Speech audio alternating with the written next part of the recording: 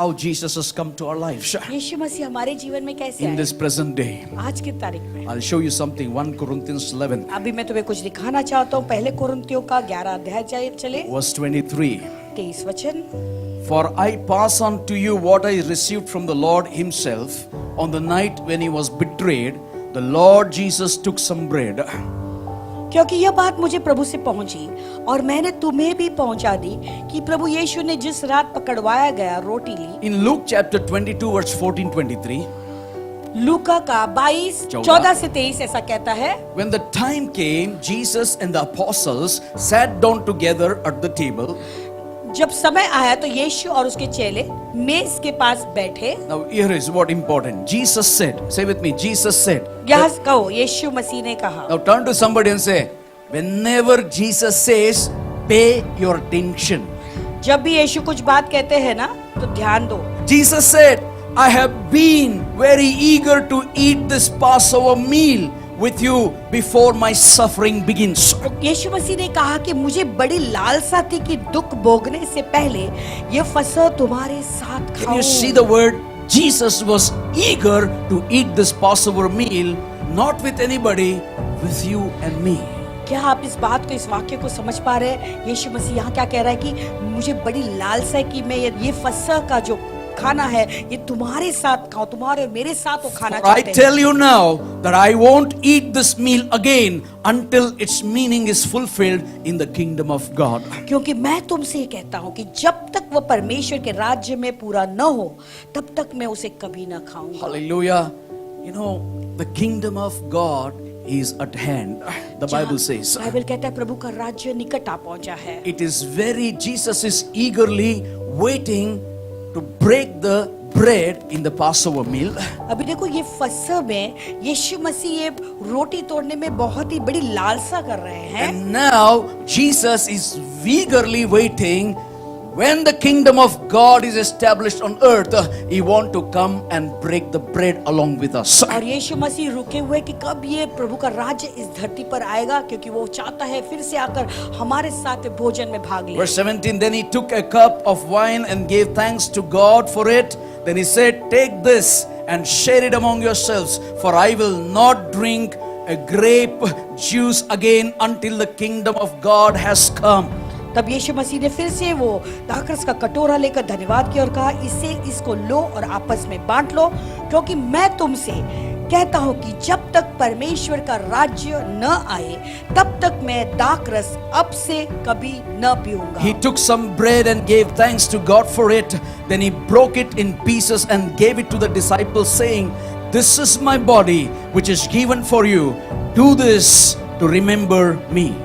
इसी रीति से उसने भोजन के बाद कटोरा भी यह कहते हुए दिया, यह कटोरा मेरे उस लहू में जो तुम्हारे लिए बहाया जाता है नई वाचा है। For I will not drink this grape juice again until the kingdom of God has come. और इसे मैं नहीं पीऊंगा जब तक प्रभु का राज्य निकट नहीं आए। He took some bread and gave thanks to God for it. Then he broke it in pieces and gave it to disciples, saying, this is my body which is given for you.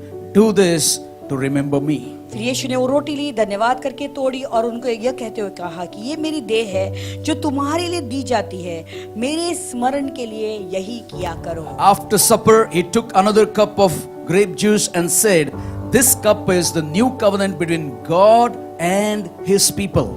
इसी रीति से उसने भोजन के बाद कटोरा भी यह कहते हुए दिया, यह कटोरा मेरे उस लहू में जो तुम्हारे लिए बहाया जाता है मेरी नई वाचा के लिए। Now listen to this. This version, NLT, I'm reading from NLT, very beautifully explained. यहाँ पे जो अनुवाद पासवान पढ़ रहे हैं वो बहुत ही सुंदर रूप से उसका वर्णन किया गया है। After he took another cup of grape juice and said, this cup is the new covenant between God and his people. His people. तो कहता है कि ये भोजन के बाद जब उन्होंने दूसरा कटोरा लिया दाखरस का, और उनका ये जो कटोरा है वो नया वाचा का कटोरा है परमेश्वर और उसके लोगों के बीच। Now you are very careful. His people. प्रभु के लोगों के साथ। Who are his people? कौन है उसके लोग? The one who follows his will, one who does his will, one who stay in his will. जो उसकी इच्छा के अनुसार चलता है और उसकी इच्छा में बने हुए रहता है। And then he says, an agreement confirmed with my blood. और वो कहता है एक ऐसा एक एग्रीमेंट है जो मेरे लहू के साथ में वो पक्का ठहराया That गया है। means our agreement is not temporary. Our agreement with God is through the blood of Jesus. यानी उसका मतलब है हमारा जो एग्रीमेंट है उनके साथ में वो टेम्पररी नहीं है, लेकिन उसके लहू के साथ में वो बंधा हुआ है। Hallelujah. He paid it all on the cross through his sacrificial offerings. वो क्रूस पर उन्होंने सारी चीजों को चुकता किया अपने कुर्बानी के द्वारा। But verse 21, but here at this table, sitting among us as a friend is the man who will betray me, for it has been determined that the Son of Man must die, but sorrow awaits the one who betrays me. But यहाँ पे इस मेज पे जो मेरे साथ में जो मेरा एक दोस्त जो बैठा हुआ है वही वो व्यक्ति है जो मुझे पकड़वाएगा। और क्योंकि ये पहले से ही ये मनुष्य के पुत्र जो उसके लिए ऐसे ठहराया गया था जाती है जिसके Sorrow द्वारा awaits the one who betrays me. पर हाय उस मनुष्य पर जिसके द्वारा वह पकड़वाया जाता है। Church, those days Judas Iscariot betrayed Jesus. कलीसिया उन दिनों में यहूदा इस्कारियत ने यीशु मसीह को धोखा दिया। But these days how people are betraying Jesus? लेकिन आज के दिन में लोग कैसे यीशु मसीह को धोखा दे रहे हैं? What Jesus means? यीशु का मतलब क्या है? Jesus is the word of God. यीशु मसीह परमेश्वर का वचन Jesus himself is the word. है। यीशु स्वयं ही वो वचन है। If anyone betrays the word, they're betraying Jesus. अगर कोई वचन को ठुकराता है तो वही यीशु मसीह को ठुकरा If रहा है। anyone doesn't follow the word of God, they're betraying the Lord Jesus himself. अगर कोई प्रभु के वचन के अनुसार नहीं चल रहा वो यीशु मसीह को ठुकरा The रहे one who हैं। betrays God's word, को जो प्रभु का वचन को जो है धोखा देते one हैं, who neglects God's word, जो प्रभु के वचन का लापरवाह करते one who हैं, doesn't give importance to God's word, वो जो प्रभु के वचन को महत्व नहीं the देते one हैं, who is not sensitive to God's word, वो जो प्रभु के वचन के प्रति संवेदनशील नहीं है, what awaits, Jesus said, only the sorrow. यीशु मसीह ने क्या कहा उनके लिए क्या रहेगा फिर बाकी केवल दुख ही दुख। When the prophet is to come, Samuel is to come.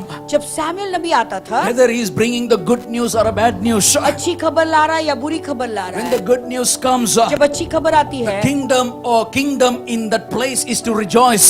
तो वहाँ के राज्य में आनंद होता। When Elisha comes, जब एलिया आता good news or a bad news, अच्छी खबर हो या बुरी खबर हो, whenever the word of the Lord has been spoken, people either they were rejoicing, either they were fearing, or they were scared for the judgment of God. तो या तो प्रभु का वचन जब आता या तो वो आनंद मनाते या वो डर से बचते या प्रभु का अन्याय उनके पास आ जाता। So this year, make a commitment before God. Lord, I will never betray your word because sorrows are awaiting outside this world. आज ये साल में वादा करो प्रभु के साथ में, प्रभु आपके वचन को मैं कभी त्यागूंगा नहीं, क्योंकि बाहर संसार में बहुत ही दुख रुखा हुआ है, दुख की बातें जो है जुड़ी हुई है। Today, as we take part in the bread and the cup, आज जैसे इस रोटी में और प्याला में हम भाग लेते I हैं, would like to encourage you. मैं तुम्हें इनकरेज करना चाहता Make a हूँ, fresh commitment before God. प्रभु के सामने एक पक्का फिर से वादा करो। Don't play with God's word. प्रभु के वचन का खिलवाड़ मत करो। Don't neglect God's word. प्रभु के वचन का लापरवाह मत Don't करो। underestimate God's word. प्रभु के वचन को तुच्छ न जानो। In the year 2023, I want everyone to be sensitive to God's word like Judas was not sensitive to God's voice. देखो ये 2023 में मैं चाहता हूँ कि हर एक प्रत्येक व्यक्ति प्रभु के वचन और प्रभु की वाणी आवाज के प्रति संवेदनशील रहे। जैसे यहूदा था, यहूदा प्रभु के आवाज के प्रति संवेदनशील बिल्कुल नहीं था, वैसा न बने। When we look at these elements, देखो जब हम इन चीजों को देखते when we हैं, look at the bread and the cup, जब रोटी को देखते हैं, उस प्याला को देखते you know, हैं, it represents some things in our lives. तो कुछ चीजों को दर्शाता है हमारे Number जीवन one, में। you're giving the authority to Jesus to become your shepherd. यानी यीशु मसीह को तुम अधिकार देते हो अपना चरवाहा बनने के Number लिए। two, you're saying, Jesus, I am yours, you're mine. दूसरी बात है आप कह रहे कि यीशु आप मेरे, मैं आपका हूँ। Number three, you're saying, Jesus, you are the caretaker of my life throughout entire life journey. और तीसरी बात है कि यीशु मसीह आप ही मेरे रक्षक है, मेरे पूरे सफर में आप मेरे रक्षक है, आप कहते हो। And you are saying, when you take the cup and the bread, you are saying and declaring, Lord Jesus, I give my ownership to you alone. और जब इस रोटी को और प्याला को आप हाथ में लेते हो, आप कहते कि यीशु मसीह, मेरे जीवन का अधिकार मैं केवल आपके हाथ में सौंपता This हूँ। new year, ownership of your life must be given to Jesus alone and Jesus alone and Jesus alone. ये साल में केवल यीशु मसीह को अपने जीवन का मालिक बनाना है। Do subscribe to our channel and never miss an update from us.